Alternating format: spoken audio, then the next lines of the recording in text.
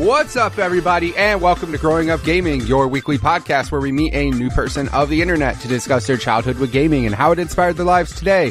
My name is Mitch Power. Again, thank you guys so much for returning each and every week to the show. I hope you're subscribing there on iTunes or Google Play or Spotify, or you're checking us out on YouTube, which are many of the ways that you can go ahead and get this show. And if you're listening to me on any of those avenues, I really appreciate it. This week on the show, we have our guest. His name is MMG Mike. I met this man through the help of Bobby, the Nintendo guru. He was nice enough to tag him on Twitter on a post, and we were lucky enough to finally get to record an episode. There were many issues involving Skype, which seems to be a common thing, unfortunately. But we were finally able to get it together and talk about his history with gaming. If you guys want to be on the show just like he was, go ahead and send me a tweet at MitchPower1116 on Twitter, or at the podcast Twitter page, which is at GUG Podcast on Twitter. Without further ado, let's get things started with MMG Mike. Do you remember what initially got you started playing games? Was it a family member? Was it a friend? Was it something you saw in a magazine as a kid? Like, what got you started? Well, for me, I ended up starting the gaming when I was like 6 years old. I ended up getting a Nintendo 64 for Christmas. And from then on, my first game that I ever actually played was Mario Kart 64. And from then on, I just fell in love with gaming. Did you, do you remember what initially, did you see it at, like, a store? Like, 'cause I remember, like, obviously, when you go to, like, your Walmarts and your Targets, you know, kids are just attracted to video game section. Like, I genuinely don't remember, honestly, what ended up happening. I just remember that suddenly for Christmas, I just had an N64, and I was just suddenly entranced by the box, and then from then on, I was just in the game by that. But then, yeah, pretty much that's what got me started. Yeah, I mean, like, I would say with most people, like, especially when you're a kid, I mean, most parents would be like, get him a video game, he'll be happy. Like, I mean, especially if you're a younger boy. Not saying girls don't play games, but no, without doubt. I know a lot of, like, my son, like, I knew he was going to be into games. I'm happy that my daughters are into games as well. Like, you know, they're doing their thing. But yeah, I know, like, basically if you're like a small kid, a video game is pretty, then again, kids are stupid, so they're just going to be happy with, like, flashing colors in their face. Yeah, you just put them in front of a colorful screen and be, oh, wow, awesome. Yeah, and then you hit buttons and they do things on screen, and yeah, there you go. You got a video game addict. They keep them in transfer hours. Yeah, basically. So were your parents, like, as you were growing up, were your parents cool about you playing games and stuff, or were they kind of, like, reserved, like, oh, you shouldn't do that? No, my parents, when I was growing up, they were absolutely awesome with me playing video games. Like, as I've grown up, they've seen, like, how much video games has changed my life as I've gone forward, how much it brings people together and all that. So my parents honestly have, like, they pretty much helped me get into gaming, and, you know, they kept my hobby going. That's good, because, I mean, like I said, some parents out there, like... Oh, yeah, you got those parents that are, like, worried about kids and what content they're watching, whether or not they're spending too much time in front of the screen and all that stuff. Right. Yeah, I mean, also, too, you get parents that just get it to shut their kids up, and then they're like, I don't really like this, I just get it to make him happy, you know. And then there's some parents that actually, like, kind of enjoy the fact that, you know, no, this makes him happy, and I'll keep doing that. Well, yeah, when I was a kid, my parents actually tried to get into gaming with me a little bit. When I was playing Mario Kart 64, my dad would actually race me every now and again, and, you know, he would actually sit and play with me every now and again. Yeah, that was going to be one of the questions I had, like, were your parents ever cool? Like, did they play games with you? So, I mean, at least, you know, the cool thing is at least if your parents play with you, you at least know that they approve of it in some way. Because you get those parents that are just straight like, no, I'm not playing games. That's stupid. That's for kids. I'm not doing that. So at least your parents were cool enough to play games with you. Oh yeah, at least until the GameCube came around. Then my dad couldn't figure out how to use the GameCube controller. Who could though, right? No, I'm just playing. That's the only thing I'll say. Nintendo with their controllers, like, it's so weird because it's like, I don't know. I want to say actually probably up until very recently, like when the N64 came out, you looked at it and go, like, how the fuck am I supposed to hold this thing? Like, and then they just made games work with the controller, right? You know, like the way you played Mario 64 was perfect. Like. Well, here's the interesting thing that people don't really, I mean, people know this about me. It's kind of interesting, but I actually don't have a thumb on my right hand. So I was only born with 4 fingers on my right hand. So I was born with no thumb. I legitimately had surgery to be given a secondary thumb. So when I had the N64 controller, it pretty much conformed to my claw-like grip, and I was able to play games pretty well. And from then on, I ended up learning how to play video games in a much better way. And honestly, N64 games pretty much taught me how to become a better gamer. Yeah, I was gonna say, like, I didn't even know that. That's crazy. Like, so was that? I mean, a lot of people obviously they look at the controllers and they think of a standard controller. So was playing on a standard, quote unquote, standard controller, like a PlayStation controller, was that had to have been harder for you then specifically? A little bit, but the N64 controller pretty much fit perfectly to my grip. And then as I grew up, I learned how to use that grip with multiple controllers, and I've adapted pretty much ever since. Yeah, I was gonna say, because like the N64, especially the analog stick and the Z button, like, and the 3-prong design also. Yeah, like it made it super easy. I mean so well, good for them. That's I mean that was definitely something that would help you learn games better and easily. Oh, without a doubt. That's awesome. And then so as you are growing up and everything when you're playing games, did you have any brothers or sisters growing up? Oh yeah, I did. I had 2 older brothers. Honestly, before the N64, I remember watching my brother play the Super Nintendo, and we also were lucky enough to have that and the Genesis, so we didn't really have to pick between the 2 sides of the console wars back then. But, I was able to get my fill of both games eventually, like both sides of the console war. That's awesome. Yeah, like, I mean, that's a big thing, because, it's nice to, obviously, having one console's cool, having both's nice. Some people had to deal with having one and then having a buddy that had the other, so you just go over their house. Oh yeah, do that too and everything. So there's nothing wrong with that. So whichever side I didn't end up getting, like my brother ended up having. So like, when the N64 was the thing, my brother had the PS1. Nice. How often were you? What was the age gap? About 8 years between me and my brother. I mean, like, 'cause in some ways, like, 8 years difference, that's a big difference. So like, by the time he's into certain things, like. Or let me rephrase that. By the time you're into certain things, he is far into other things. Like he's. Oh no, without a doubt, that's pretty much how it was. Right. I was gonna say, like, I mean, the one thing that's cool at least is that video games, for the most part, age-wise doesn't matter. But I mean, obviously, when you're into like certain things and he's into like far more advanced shit, like like it's a little bit harder and everything. But at least, how often were you guys cool? Like, did you guys play games together, or was he kind of that brother that's like, little bro, get out of here? Yeah, more or less the second one. I mean, he meant well, but yeah, more or less. Whenever he ended up getting the next generation of consoles, though, the previous generation was passed down to me. So eventually, I was able to suddenly learn and catch up on the games I missed out on.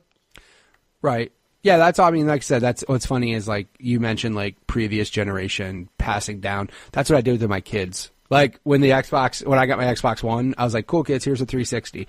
Got PS4, all right, here's PS3. Like I would pass it down and everything. So I mean that makes sense. Well, at least he was cool enough to pass it down and not just be like, nah, this is mine too. Like at least he was cool enough to pass it down. Oh yeah, without a doubt.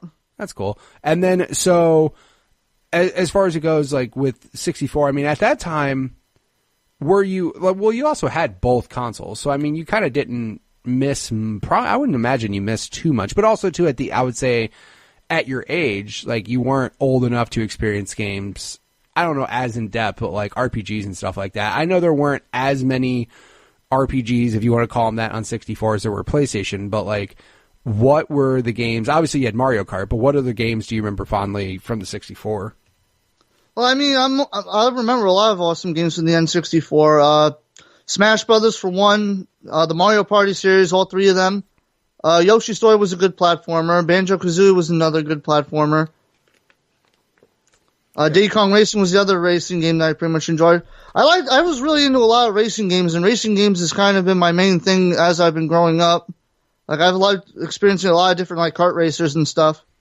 Yeah, and I'm glad that I won't say they're coming back, but in a way, like Mario Kart Deluxe is here. Crash Team Racing remake's happening, so I was so hyped when I heard about that at the Game Awards. Like that was like one of my favorite announcements. I won't say as hyped as Tim Geddes was when he chucked a hat and like broke Andy Cortez's computer, but that was really funny. But yeah, no, that was at the Smash announcement. Either way, no, Crash Team Racing. Like I think the cool part was I just like the reveal because it's like old graphics, and then they did that screen swipe, and it's just like. Like oh yeah, I love how they did that with the Insane Trilogy too when that was first announced. Right. Yeah, I mean, I know for the most part, I'm pretty sure it's a remake of the original game. I don't know if they're going to add too much more to it, but also online multiplayer, which I mean that's online and on its own is enough to have me sold for that. Like that's going to be a lot of fun to do when that comes out. Absolutely. So as far as it goes, like when it came to playing games and things like that, obviously.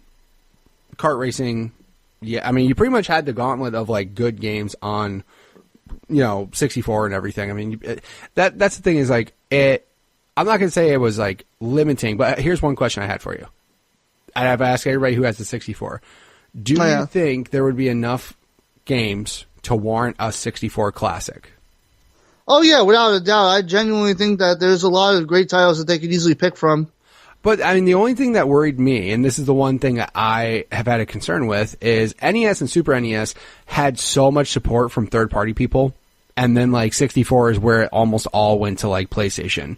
And I'm sorry, but that PlayStation Classic is like not good. No, that disappointed the hell out of me. No Crash, no Spyro, no other certain games on there. Like I understand like certain aspects, but come on, there was some titles that they definitely missed out on. They dropped the ball on that really badly. Like, yeah, and like I remember when they were mentioning like, oh, PlayStation Classic. The problem is like, I don't know if it's hard to say if it's a problem.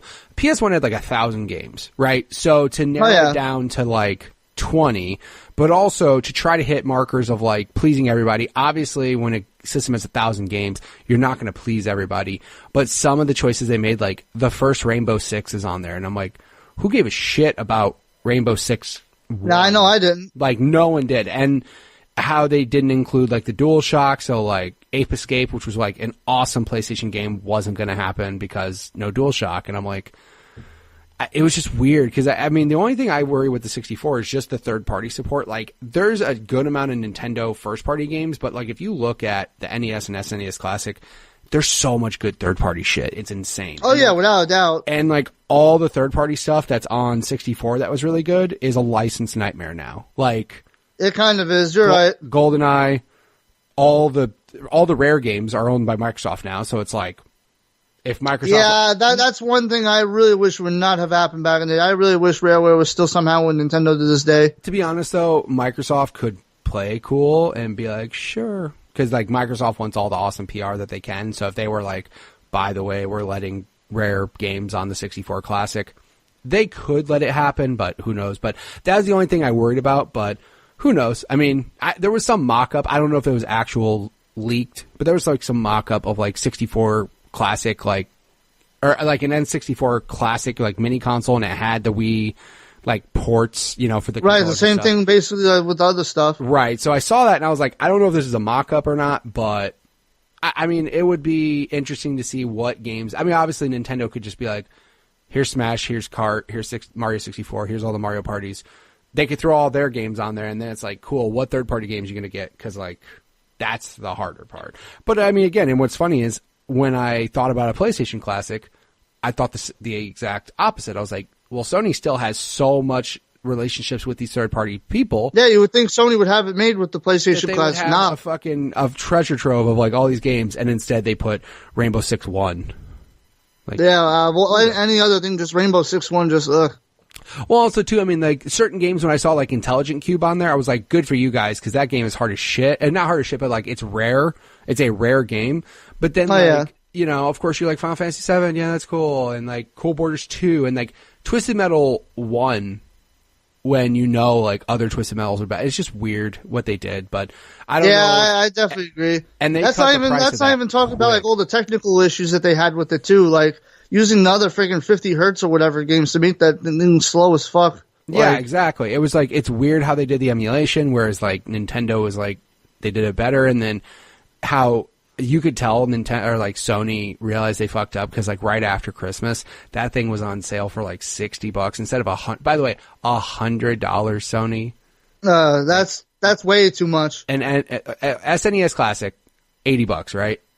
Yeah. And like, I think SNES Classic was about the same price, maybe a little bit more. It's ridiculously better catalog of games. Like, Jesus, like you could pay one or two of those games if you bought them, the cart, it would cost you $80, and you're getting all of them plus that. Like, they just did such a better job with it. So. Oh yeah, without a doubt, that SNES Classic got a fantastic library. Yeah, it was at that one when I saw that catalog, I was like, yeah, that's like people will look at 5 of those games and go, these are some of the top games ever made. Like. Oh yeah, without a doubt. But just between Yoshi's Island, Super Mario Kart, Super Mario RPG, and Donkey Kong Country alone, just those on their own. Not even mentioning like Earthbound. Is Earthbound on there? I think it is. Yeah, and like Mario RPG, like there's just they got like not only that though, the unreleased Star Fox 2 also throwing that in there. Right. Yeah, like it's just kind of crazy what like all the things that they had on there. Like I'm looking at it right now. Castlevania 4, Donkey Kong Country, Mega Man X, like Contra 3, Secret of Mana, Earthbound, Super Metroid, Link to the Past, Mario World, Mario Kart, Mario RPG. God damn. Like this is a fantastic library. That's just so good. Oh, and yeah, it's $80. PlayStation was charging $100. So yeah, $20 less, you get much better. Yeah, $20 less. Yeah, I'd go for that one. So, so as far as it goes, though, when it comes to as you were gaming and everything, obviously. So, was there ever a point in time when your brother like got out of gaming or anything to where like you only had the one console? Because you had mentioned you had GameCube. Kind of like after like towards the GameCube era and beyond that, like after the PS2/GameCube era, like my brother still ended up getting consoles and stuff, but he didn't play them as much. Right. But yeah, I mainly was still like throughout my entire life, I pretty much had the one console. I pretty much stuck to Nintendo the whole way through.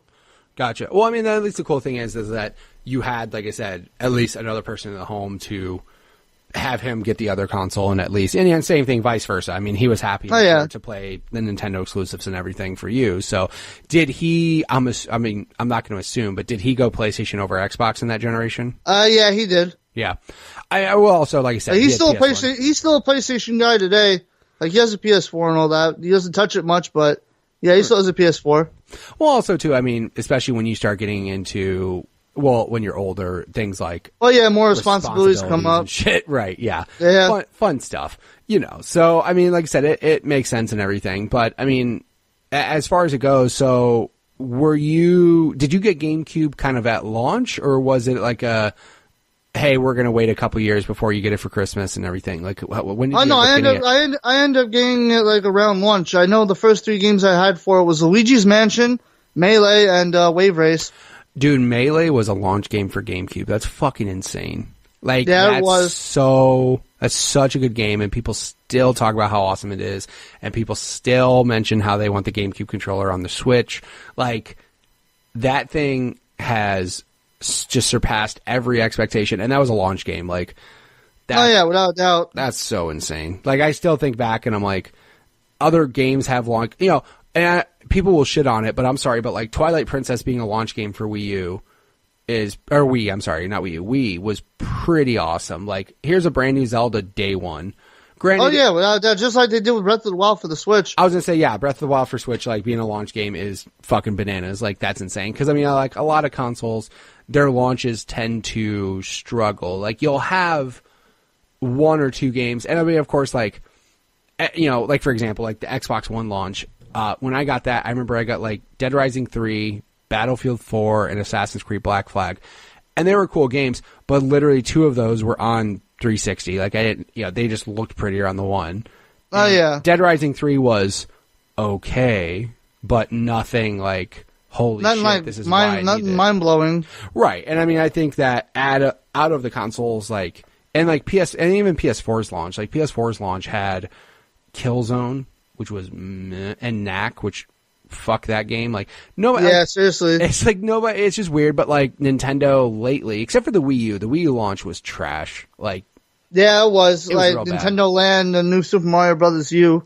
Right, and I mean, what also too? I mean, they definitely fell into that. At least with that console, they fell into the trap of like, let's take 360 games and like sort of make them work with the gamepad. Like, they had like Mass Effect and Batman, and like it was just weird how they did that. But yeah, like they missed with that one as far as the launch goes. But like Mario 64 is a launch 64 game. That's fucking crazy. Like that. Yeah, that really defined an entire generation of platformers. Right. It's just insane. And then obviously GameCube was Smash Melee, Wii was Zelda, Wii U was literally like the blind spot. Like, ugh, don't look at that launch. Yeah. And then Switch had Zelda, and then even like a month later had Mario Kart Deluxe, which it's so funny because in a way, I will never hate on Nintendo for what they're doing with the Deluxe shit, because the Wii U, it struggled so bad they gotta make up for that. Yeah, and I'm 100% down with it. I'm kind of half expecting some more ports at some point this year. Like, oh yeah, Like, without a doubt, like Mario Maker 2 or some other stuff. Mario Maker, the fact that Mario Maker isn't on Switch is a fucking crime, because that touchscreen makes it easy. Like, easy. Oh, without a fucking doubt. do it. Like, what are we doing right now? Like, Instead, we got fucking Mario U Deluxe with Peachette. Which, by the way, I refuse to buy that game again. I'm good. No, same here. Like, I beat it once. I'm done with it. Like, no, I'm good. I don't need this shit anymore. That's the one launch, like, people, and again, I'm sure it's great, but I'm sure it's the same game we've played on the Wii and Wii U already, so we're good. We don't need to. Who the fuck cares about playing as, Toadette and Peachette? Whatever. Yeah, no one really. Honestly, I'm just waiting. At this point, I'm expecting Mario Maker or maybe Pikmin 3. Maybe Mario 3D World also, but that's about it. Yeah. I think those are like the only 3 ports that they really need to bring over, if any. Yeah, pretty much. Like, otherwise, I mean, or if you just want to, like, HD remake your Twilight Princesses and all that shit again, like, you could do that. Yeah, that'd be good to do that. Yeah. Maybe Mario Sunshine HD remix or something like that. Dude, that's what's up. I mean, they already rumored, like, GameCube was going to be a virtual console, which obviously we know that shit's long gone and done. Like, they're not doing that shit anymore. But no, Nintendo really needs to get on that with a virtual console. Like, none of this slow trickling down crap with the NES games. Right. Like, we played these NES games before. They're fantastic and all that, but it'd be nice to get some other generations in there too, I'm sure down the road. Especially if they got online features. That'd be fantastic. Yeah.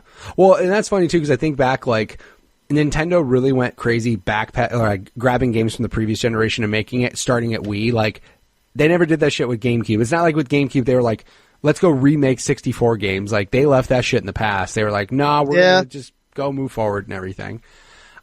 So when you went GameCube, obviously you got Smash and Luigi's Mansion and stuff. So your brother, like I said, at the time was still into it, but obviously he wasn't playing, like you said, as much of it and everything. Well, yeah. Were your parents still trying to play games and stuff like that at that? You said your dad kind of stopped out.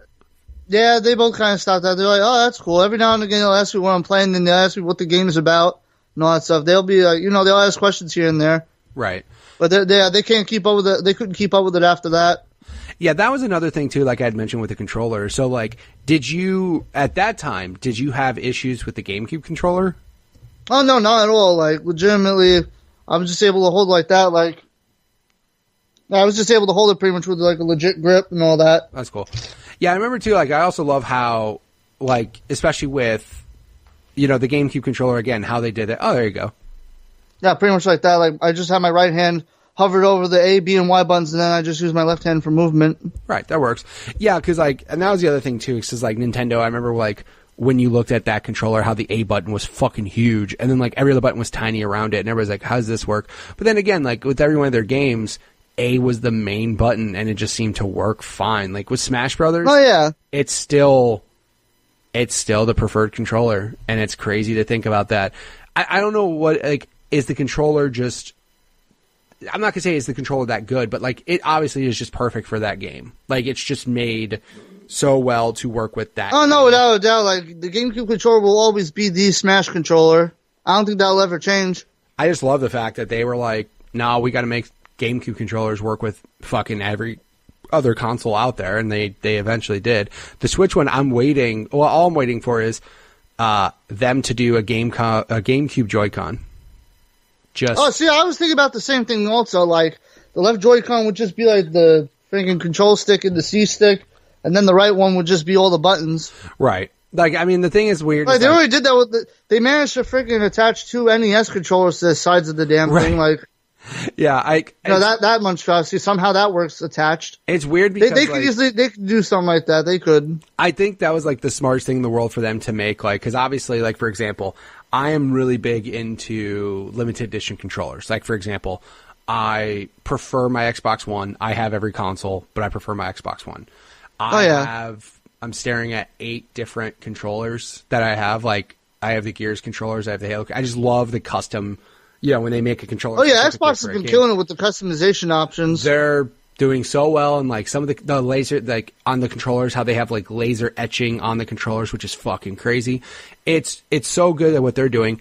Sony does cool colors, but nothing else other than that. Like, they have random color schemes. Nintendo lately, I will say, like, how they did the Smash Joy-Cons, I was like... that was such a disappointment. I was like, you 2 fucking could lines. have done better. Here's the only thing I'll say. My son for Christmas got the Smash bundle, so Smash with the Pro controller. That nice looking dock. No. We had the Switch already. He got just the Steelbook Smash. All right. And then so, yeah, it came with that. the Smash Pro controller. Not gonna lie, that Smash Pro controller is real pretty. Like I saw it and I was like, oh shit, I wish I had one. Like I have a Pro controller, but I was like, dude, that one's legit looking. That one's really nice.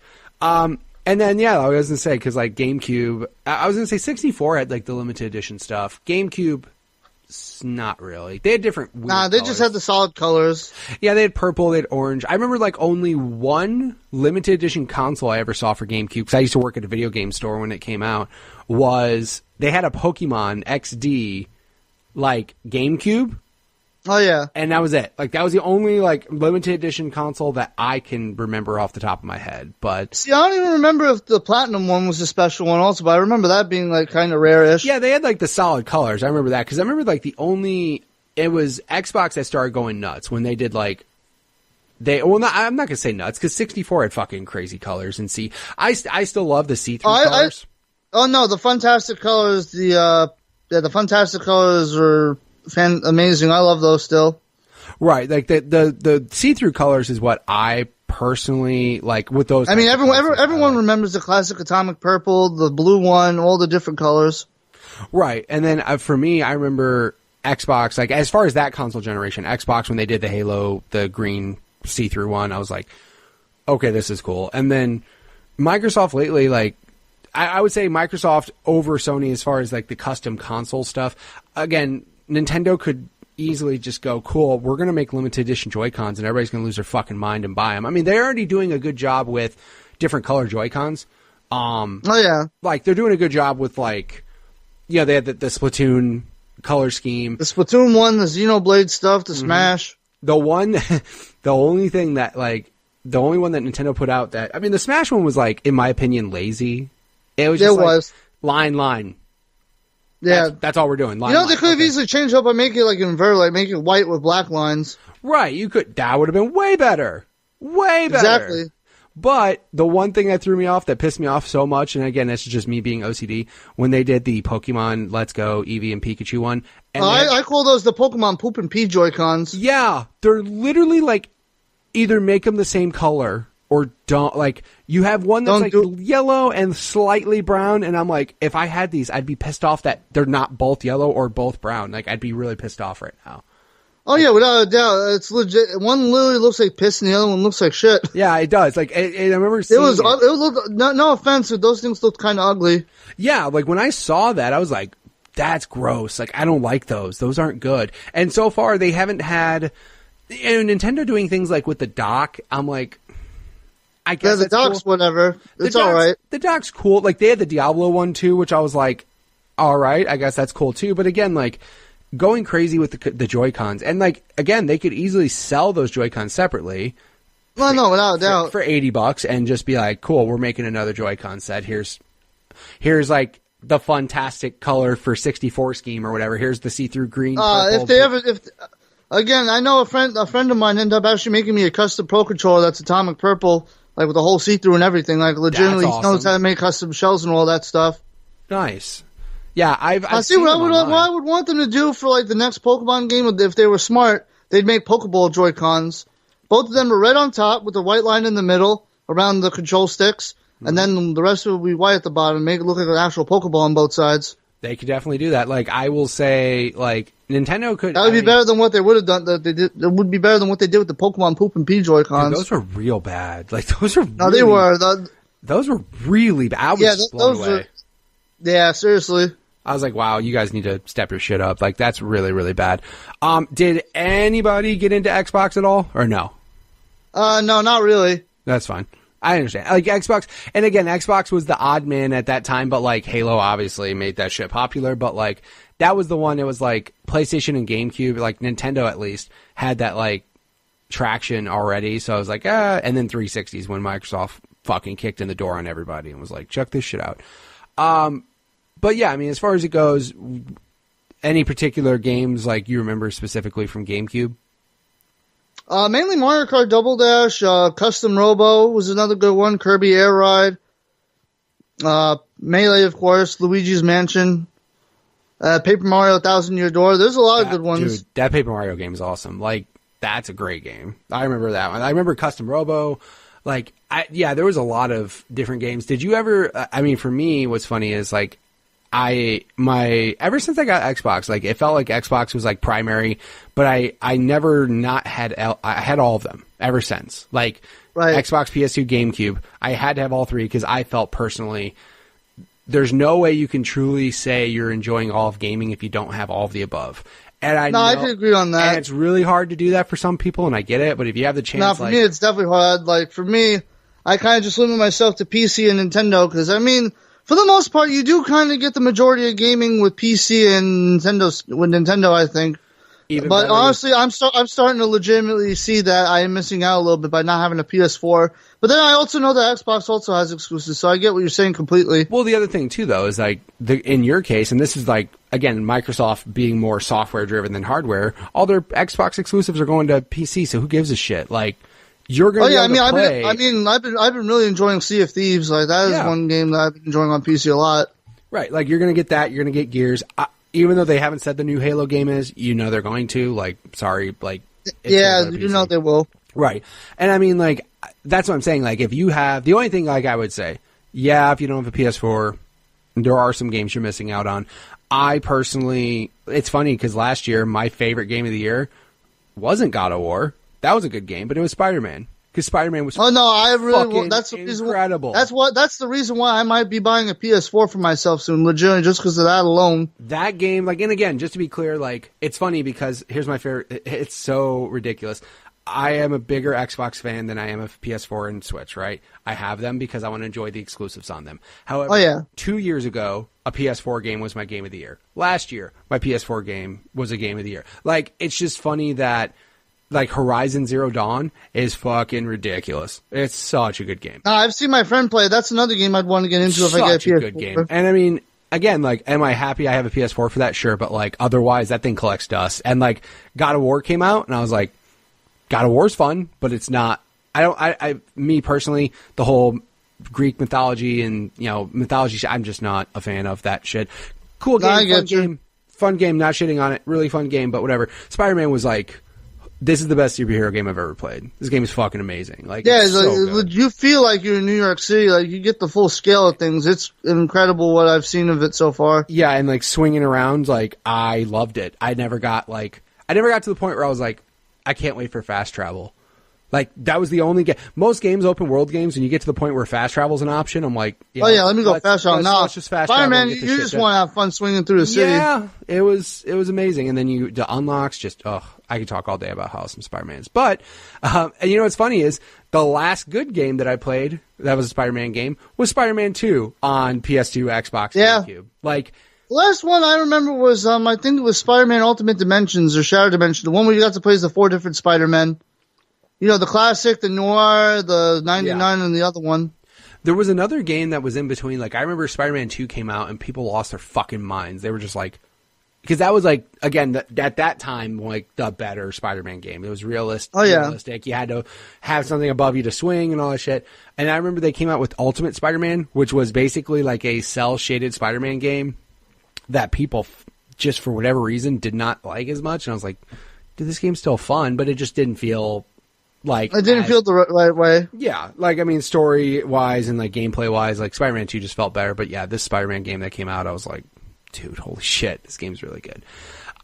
So, did you ever get into, like, PC gaming at all during all this, or were you kind of more console kid? I was a console kid up until, until a couple of years ago when I started learning how to build my own computer and all that stuff and getting into streaming and all that stuff. Yeah, because, I mean, I will say I have streamed on the consoles. While they're making it easier, it's still not the same as having, like, a setup on a PC and stuff. Like, look at you. Look at you. I got a green screen, 4 monitors, the whole 9 yards. That's what's up. That's how you, I mean, again, like, I've tried to be lazy about streaming because, like, I don't want to buy a capture card because of how often I stream. So, like, I've done streaming where this is before, like, Xbox did better things with Mixer, but like I would like run the Xbox through the PC where you could do the the play. Oh yeah, through that. That's a smart way to do it. That's not a bad idea. It was, except for like if certain games like 60 frames a second, Halo 5 competitive, like didn't work as well. Like it worked, but you were like, I'm missing out. Like I could be this. I wish I had a capture card. Just I can't tell you how much money I've invested into my streaming stuff. I have put a really good amount of money. Like I have a 4K capture card in the whole 9 yards. But every small investment you make, it lasts a while, so it makes sense. Yeah, the 4K. That's the one thing that throws me off. Is like now I have an Xbox One X. I have a 4K TV. I have all this shit, and I'm like, I would hate to have to like go into the settings, change it to 1080p anytime I want to stream, and like plug it through the capture card. And I look at 4K capture cards, and I'm like, holy shit, that's $400. Like, that's cool. I know I did not mind plopping the 400 down on mine though. The Elgato makes really good stuff. They do, like right, and like I said, a good piece of equipment for how often I game, let alone be able to stream. It wasn't for me. Nah, again, some people it doesn't make sense though. But I stream like 3 or 4 days a week. Exactly. So that's where you got to have it. And like, yeah, I mean, that would make it super easy. Just be like everything going into one. Just be like, all right, there we go. Make it easy to stream. So as you progress, like you said, you kind of stuck with Nintendo going forward. So obviously after GameCube, you went Wii. Did your brother still go gaming wise, like still get a PS? Yeah, ever since the GameCube, all the way up until now, he went Sony pretty much after the GameCube era. Okay, but at least during the GameCube era, he went Well, yeah. So I mean, at least you still had the option to play the games and stuff. Like, so you got a Wii, and obviously with the Wii, I mean, imagine when you saw the controller and stuff, was it just easier for you? Or like, did you see it and go, "Oh, this is awesome"? Like, how? Oh no, I thought it was very innovative at the time. Oh, bless you. The one thing I ended up having a hard time with was actually the nunchuck, because again, my right hand. So again, my thumb limitation was a little bit it took a little bit of getting used to, but it actually helped strengthen my thumb, learning how to play certain games like Mario Galaxy and all the other Wii games that required the nunchuck for movement. Yeah, I was gonna say, because I mean, did you? I end up using the Wii remote in my left hand because it's easier for me to point. Right. And I had the nunchuck in my right hand. Gotcha. Yeah, I was gonna say, because I mean, I didn't know what would be easier. Because I mean, that was the only thing that I thought that the cool thing of what they did with that was at least it was ambidextrous, right? Like, oh yeah, well that's what I enjoyed about it. Like Nintendo made that console accessible to everybody of any age. Right. So I thought that was really cool. The only thing I didn't like was how, obviously you had games like that had Pro Controller support, right? And you were like, yeah, I just wish I could play every fucking game with Pro Controller. But like they limited you on certain games. That was my one thing. But the Wii's motion control made it something very special though. But I'm kind of glad that in a sense we were able to experience that with some stuff. Right. Well, also too, Nintendo realized like motion controls, casual gamers, like they sold 100 million fucking Wiis. Like, of course they were happy. Like they were like, yeah, like obviously we made a hit. The only thing, like, were you? I would say that from my personal experience, I was bummed during the Wii era only because I felt like Nintendo at that time saw how much more casual games were selling, so they didn't. In my opinion, they didn't seem to give a shit to make like I totally feel you on that. I feel like they kind of like left the hardcore gamers hanging a bit during that era. Because when they go on stage and they show off Wii Music and Wii Fit, everybody's like, "What the fuck are we doing right now? Like, why are we?" Yeah, that will always go down as one of Nintendo's most cringiest moments at E3. Yeah, drummer dude, he was fucking rocking it, bro. Yeah, he was. Yeah, he was. And now he's rocked it right all the way into Cringe Town. Yeah, exactly. Yeah. No, like that was the only thing for me, like with the Wii, I was just like kind of bummed at how they kind of steered away from the hardcore gamers and stuff. Yeah. And I mean, I think that's what also led, because like a lot of people would look at the Wii and go, "Oh, that's a kid's console," which that was like, it's well, some people would say that about Nintendo in general, but also, without a doubt. But also with GameCube, you had shit like Resident Evil 4, which was far away from a kid's game. You had Killer 7, Beautiful Joe. Like, you had games that weren't necessarily like Eternal Darkness and shit like that. Yeah, you didn't have Grand Theft Auto on it, but there was still like, it was not a kid's console. I mean, then even on the Wii, you had some pretty crazy games like Mad World. Right, like they eventually got to the point where like, yeah, we can have mature rated games, and yeah, we can have, and make it more of a mature console, not just for kids. But like Nintendo seemed to focus on that casual audience so fucking hard. Which again, business sense, I understand. You were selling so many consoles to like mom and pops and grandma and grandpa at the retirement home and shit. Yeah, like I get it. That's crazy. One summer I was actually working in a retirement home, and my job was actually to teach them how to play Wii bowling the whole summer. That's awesome. Now, I have to ask, were they receptive? They actually were they were actually really good at the game too, which is kind of crazy. They actually knew what they were doing. Some of them really enjoyed doing the Wii Sports bowling on the TV. It was really kind of crazy. It was kind of wild seeing an 80-year-old grandmother like standing up next to her walker, legitimately just like bowling like straight up like that made me smile, being able to like try to teach them how to do that one summer. Right. I was going to say, like, that's the thing is, like, you get I'm assuming not every person was, like, down for it. But, I mean, you get those older people that are like, I'll do this. And they get up and just, like, mess around with it. That's awesome. Like, and again, Nintendo struck it right there as far as, like, hey, we're going to sell so many more of these, because it almost turned into, like, back in the day, how a VCR was like a common thing that was in every home. It seems like a Wii was like in every home, even if they didn't play games, because of how cheap it was. And Mario, you had some of the other stuff on it. Right, like all those things being on there, that thing sold ridiculous amounts. Like that was just, I mean, again, good for them. They without a doubt, they did what they had to do. Yeah, and then they fucking went sideways with the Wii U. I don't know what they were doing there. Yeah, the Wii U, that is like the dark age of Nintendo for me, in my opinion. Yeah, well, again, and I won't say it's kind of a common thing. When you become number one, you get to a point, and even though it's crazy, because to think, like, the Wii was number one, it actually was. Like, it did sell more consoles at that time. I mean, overall, I think like PS3 and 360 have caught up to it and stuff, but like the Wii sold a stupid amount of consoles. So Nintendo went in there and was like, fuck this, we're Nintendo, we can do what we want. And then people quickly showed like, no, you cannot, like you fucked up. And it's similar thing to, as it says, Xbox. Xbox went in there thinking like, we're fucking Microsoft. We had the 360. We sold all the shit. We can do what we want. And then when they started talking about their plans, which here's what's crazy. At the time, always online, all the ideas they were talking about were fucking crazy to some people. However, now they don't seem as crazy. No, definitely not. Today's. But, like same thing, PS2 to PS3. Sony was like, yeah, you'll get a second job to buy our console. And people are like, no, we're fucking not. Like, you're ridiculous. $600. Everybody gets that's one of the main reasons why I didn't get into Xbox much. Right. I mean, like, I will say with 360, they went nuts and they did a good job. And then the Xbox One, they fucked up. Now, when you're backpedaling, when you're behind, you start doing shit to make you better. And now, like, when the next Xbox comes out, who the fuck knows what's going to happen? Because, Game Pass. Would Game Pass have happened if they weren't behind? Would backward compatibility happened if they weren't behind? Like, well, Game Pass is fantastic. Actually, is what got me to try out Sea of Thieves before I decided to buy it. It's so, like, I can't even Game talk Pass about how is good a blessing. Game Pass is. But I mean, like, them giving a shit to do all these things. Also, if you're behind, you want to try to do things to be better.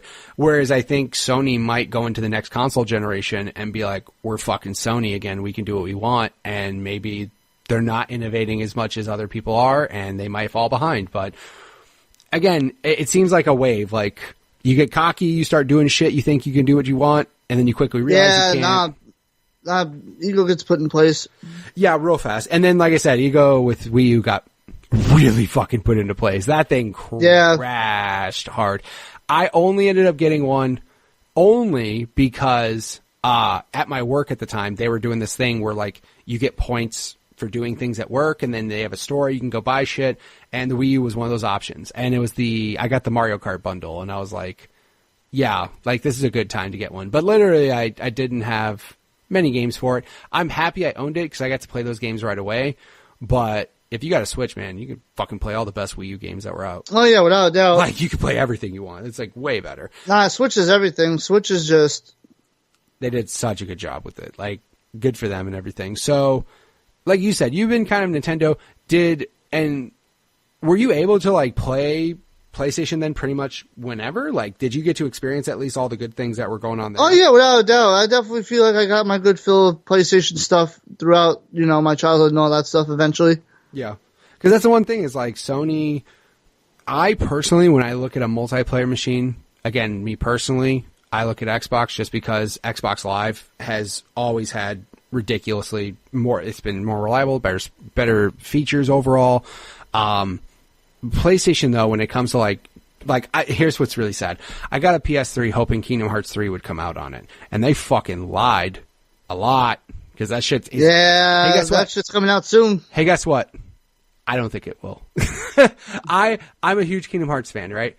I've been told for 10 fucking years this game's coming out. I don't believe them. I'm thinking right before it launches, something happens at Square Enix, a fucking server explodes, and we don't get Kingdom Hearts 3 for 10 more years.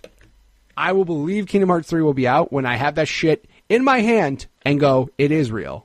People have told me, oh, I've been to PAX and I've played it. You're a fucking liar. You haven't played it. No, I know, that shit's a myth at this point. It is. And apparently it's supposed to come out. I have a pre-order for it. I've had one for fucking 5 years, but I have a pre-order for it, so let's see what happens. But yeah, eventually. When I have it in my hand, I'll shut up. I'll just hold it and I'll go, it is real. But until then, yeah. I bought a PS3 for it. But like I said, it's funny because Sony seems to be, when I have a PlayStation, it seems to be like Uncharted and Last of Us on PS3 were Jesus fucking Christ, these games are great. And again, I gotta get into the Uncharted series. I've heard a lot of good things about Uncharted. It is quite fun. And honestly, PS4, Uncharted series, Uncharted collection, and 4, you're good right there. And it's funny because with this new console, we talk about remakes and all that shit. Other people do the same thing though. Xbox and PlayStation just started remaking all their old games and upscaling them. So whatever. Yeah, Last of Us, Uncharted, Horizon, Spider-Man. Yeah, that's a lot of really, really good games. Oh, yeah. Get a PS4 when it's used or some shit. Find a cheap one. Just do that. Because, again, you'll play it for a little bit, but then, you got a PC and you got a Switch, dude. Yeah. You got enough shit going on there. So, as far as it goes, question. So, one question I have. What is the worst game you have bought with your own money? Not a gift, because, sometimes you get gifts and it's that's shitty. I got a bad game as a gift. But, what's the worst game you bought with your own money? Oh, that is a good question. I hate saying this because I love the franchise so much, but I'd have to say Sonic 06. Which game? Sonic the Hedgehog 2006, the one that's fuck that game. God, that game was really the fucking glitch fest and a half. Yeah, that's a good one. Freaking promoting bestiality at its finest. Sega was going wild, bro. It was 2006. Yeah, right? Yeah, God, yeah. Sega didn't give a shit. No. Yeah, dude, that Sonic game was real bad. That was real bad. There's been a couple games that I've bought and thought about, and I've had somebody say State of Emergency, which I was like, that's a really good one, because that game is fucking trash.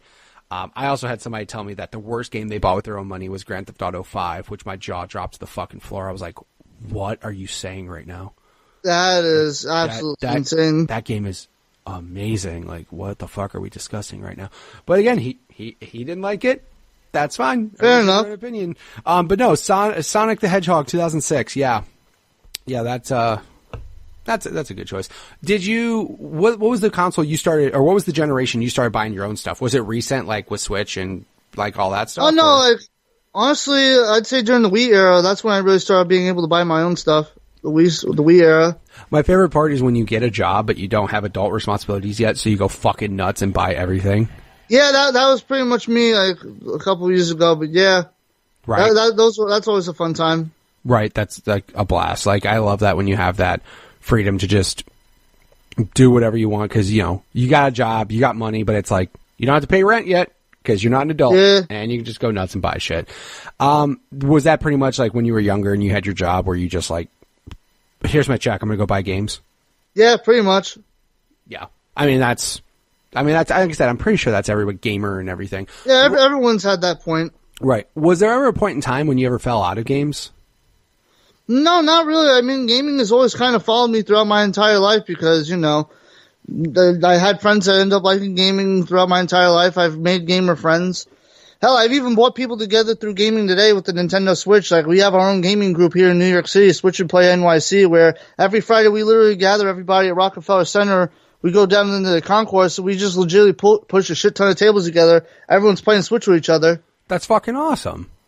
Dude, that's so cool. I mean, that's such a, and yeah, like, again, good job on Nintendo to make that such a community-driven console, because, I mean, you bring that thing somewhere, and, yeah, like, especially when you have a gathering, like, imagine taking that to, like, a PAX, or, like, E3, and just the amount of fucking It'd be not, I hope I could go to a convention or two sometime soon to actually experience that. Yeah, like, that's just, like I said, like, I mean, to imagine, like, again, you're kind of living it right now, where you got a ton of people pretty gathered, much. and you'll be like, what we bring people Smash? Together every Friday night. It's a good feeling to have. Like, me and the team feel really good about being able to do this every Friday night. That's awesome. Yeah, like, and again, like, the Switch is such a good console to do that on. So, I recently, what's funny is, for Christmas, I noticed all my kids asked for Switch games. Like, we have everything, right? My daughter, I bought Spider-Man. My daughter was playing it. Like, my daughter saw me playing it, wanted to play it. For Xbox, my son's pretty much set. He's got Monster Hunter. He's got Ark. He's got all the games he wants. I got all the games I want. But for Christmas, it was like, my daughter wanted Mario Tennis. Which, by the way, such a fucking good game. Mario Tennis. She also wanted, or my son wanted Smash. My son wanted Monster Hunter for the Switch. So I actually bought a second Switch for Christmas because, I was not going to hear that shit.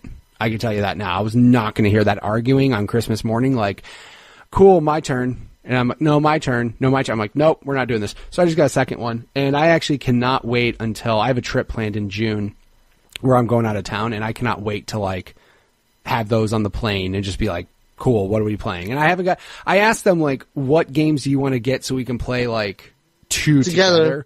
Right. And they haven't come up to a decision yet. They're thinking kart, but then we've been playing a lot of tennis, and then there's Smash. Like, there's a lot of games, but you know what I really wish? Nintendo had a better setup of their digital store. Like, yeah, I'm really hoping they kind of fix that soon, because the way the eShop is, it's a mess. Well, like, the way, for example, like, having two Switches already by itself is a fucking nightmare. Like, if you don't subscribe to their online service, it's because, like, saves. Well, yeah. Yeah, like, you have to literally... Well, see, that's the awesome thing about me and having the gaming group at NYC. Like, me and, like, 8 other people did the whole family plan thing, so we're all only paying $5. That's a damn good idea. That's the best idea in the world. I'm not shitting on Nintendo's, like, online pricing, because it's, for what you get, it's very good pricing. Obviously, yeah, they just gotta fix their servers a little bit when it comes to certain things, to fix up the eShop a bit. I'm talking, like, for example, like, the way I have Xbox game sharing set up, right? Like, I made my son's Xbox the home Xbox, so any digital games I have, he can play without me being signed in, and it's fucking amazing. That's great. However, that shit doesn't happen on the Switch. Like, apparently... No, unfortunately, you have to sign out. The other person can't be online while you're playing it. Right. And, like, I read, like, if the other person's on your... Like, apparently on, like, one console, it's fine. But then, like, if I sign into the Switch or whatever, then, like, it kills the other game. Like, it cancels the other game. And I'm like... What the fuck? Like, what are you talking that's about? Horrible. That's kind of shit. I didn't know that. Yeah, like, apparently, if you do that, like, if you swap, like if my son's playing Smash digitally and I bought it, he can play it, it's fine. The moment I sign into the other Switch and start Smash, it closes the game on his end. I'm like, wow, that's real shitty. Again, I get it, DRM, blah, blah, blah. I get it. Yeah, still, that's gotta be fixed. Yeah, that's not very cool, but Nintendo hopefully will get... My brother-in-law completely refuses to buy digital on Switch because of Nintendo fucking up, like, Virtual Console on the Wii. Like, he is terrified that Nintendo is just going to be like, fuck this, and just not do, like, one day his digital shit's just not going to work. He's fucking terrified of that. I don't worry that as much with Microsoft and Sony, because they got their shit together. You know what I mean? Their services. That's fair enough. Their storefronts more secure. Like, I doubt Microsoft will fucking, in 3 years, go, 360 digital games are done. Like, Microsoft's not going to do that shit. So, Nintendo, it's hard to, like, imagine how long it'll be before they start shutting down Wii U shit next. You know what I mean? It's like... Yeah. You know. It's only a matter of time, honestly. Right. Well, again, like, I understand multiplayer servers, but, like, store purchases are fucking different. Like... Now, once they shut down the Wii U store purchases, that's going to be a scary day. Yeah. That's what I'm saying. Like, that's where, and that's why I don't, like, I'm all physical when it comes to the Switch. Like, I don't fuck with digital stuff. Xbox, because of game sharing with my son and how easy it is, I buy the shit out of digital stuff. Also, I'm fucking lazy and don't like grabbing a disc. Like, it's just way easy just to go, yeah, let's play that now. Yeah. Way easier. So obviously, you've kind of mentioned your gaming habits today. You're doing streaming and stuff. So what, if people wanted to check you out on the internet, where would they go? They would end up going to twitch.tv/MMG Mike. That's pretty much what I go by. I mean, last year I ended up doing a complete rebrand. I mean, I'm still Mike's Monster Gaming at heart, but yeah, I just ended up shortening my name to MMG Mike. I'm sure if you type in MMG on either YouTube, Facebook, well, not Facebook, I got rid of Facebook this year, YouTube, Twitter, Instagram, and Twitch. There you go. Pretty much MMG Mike, pretty much. And what do you, I mean, you say you stream a couple days a week, so what are you streaming mostly? I mean, I tend to think of myself as a variety streamer, but Nintendo's pretty much been my passion my entire life, so I mainly do Nintendo stuff. But yeah, I got some really interesting ideas that are going to be in the works for this year and all that stuff. Like, for example, like the last stream I did for December, we did a Parsec stream, and this program Parsec for PC basically allows like 4 different people to connect to your computer and play different games. So we legitimately had N64 online. We were all playing Mario Party 3 together. That's pretty amazing. By the way, shout out to the new Mario Party game for Switch. It's fucking awesome. I love Super Mario Party. They did a good job with that. It's fucking good. Like, thank you, because like Mario Party. That car bullshit. No, they needed to get rid of that. Yeah. Like, no, like the like when I played Mario, the only thing I was bummed out about, again, it was kind of back in the Wii style days where they forced you to play with Joy-Cons. I was like, yeah. All right. But no, I mean, Mario Party, Super Mario Party. Mario Party makes it fun to play with a single Joy-Con. Yeah, I was gonna say, like, they make it easy to make it play with that, but like, still. As long as you have the wrist strap, at least, that we're not like having like digging into the buttons. Yeah, as long as you got the thing to, the wrist strap, yeah. That is a requirement when you play with that Joy-Con sideways. If you don't have that and you have to dig your fucking fingers into those tiny buttons, no thank you. No, I'm good. Yeah, no. I'm good. I don't need to get no carpal tunnel from that. Yeah, exactly. I don't want to have sore fingertips or anything like that from digging into a Joy-Cons. Oh, yeah. Absolutely. Well, Mike, thank you so much for being on the show. Thank you for sharing all your stories with me. Thank you for having me. I appreciate you having me on. No worries. Thanks, man. All right. And again, thank you, Mike, for being on the show. Guys, if you want to check him out on Twitter, go ahead and follow him at MMG Mike 22. Also, you can go ahead and follow him on Twitch, twitch.tv/MMG Mike. You can check him out on all of those platforms. Basically, just search up MMG Mike everywhere, and you'll be able to find him. If you guys want to be on the show just like he was, go ahead and send me a tweet at MitchPower1116 on Twitter, or at the podcast Twitter page, which is at GUG Podcast on Twitter. We also have a YouTube channel. Just search up Growing Up Gaming Podcast. You'll find that there. It's pretty much just the show on a static screen. Maybe one day more stuff there. Hopefully one day. Of course, we also have the Facebook group, Growing Up Gaming, and then, of course, the website, gugpodcast.com. Thank you guys so much for listening every single week. Don't forget to share the show with your friends. The more people that listen to it, the more people want to share their stories, and I would love to hear each and every one of your guys' stories. So again, thank you so much for listening. Don't forget to rate it on iTunes, subscribe, share with a buddy, all the same stuff that everybody else tells you to do. And I will catch you guys next week with another new episode. See ya.